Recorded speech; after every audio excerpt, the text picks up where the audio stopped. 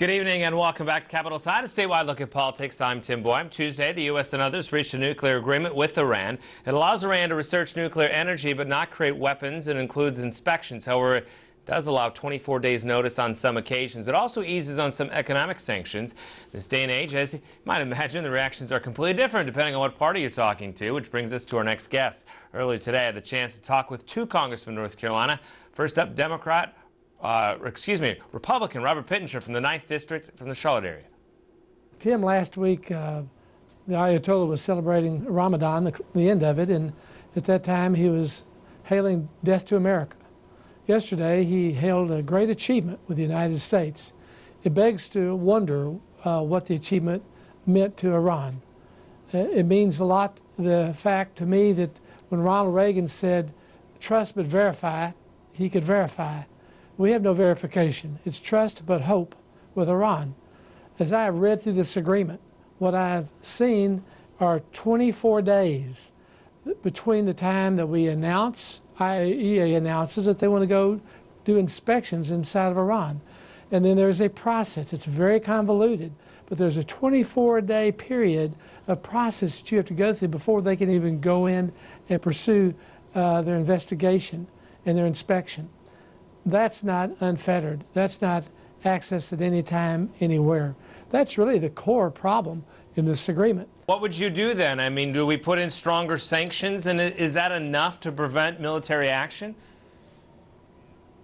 Tim, last month I spoke in Paris at a large gathering, a democracy rally for democracy for Iran. Over 100,000 people were there. Rudy Giuliani was there, a number of other people were there to speak, to call for regime change in Iran. In 2009, the students took to the streets in Iran. The democracy movement was to be given birth. The United States was silent. You know, back when we battled the Soviet Union, we had Voice of America, or we had Radio Free Europe. We put the tightening squeeze on the Soviet Union, and they collapsed without firing a shot. We've done just the opposite with Iran. We've relieved them of the pressure. Yes, we need to put far more intensive economic pressure on them, because once we lift those sanctions, there'll never be the ability to bring them back again. That moment will have passed once these sanctions are gone. We should be calling for regime change and working toward that end. All right, so what do you think Congress should do? Should you unwind this deal, and what are the potential consequences of that, particularly with the folks that made this deal with us? Well, the Senate will be voting on it as they would any treaty.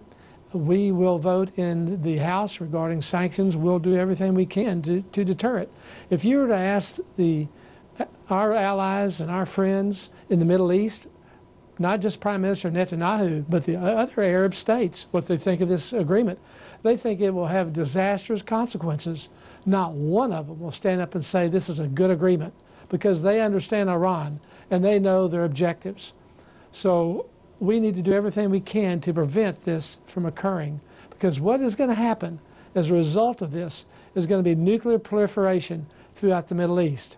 The Saudis have already announced this, Turkey has, Egypt has, and we're going to see an untold unveiling of nuclear commitment. What we are committing now to is Hitler with nuclear arms. This is Munich, once again, where we gave in to Hitler, believing that by appeasing him, that he would be a different person tomorrow than he was yesterday. And we're thinking the same thing about the Iranians, and that's bad judgment.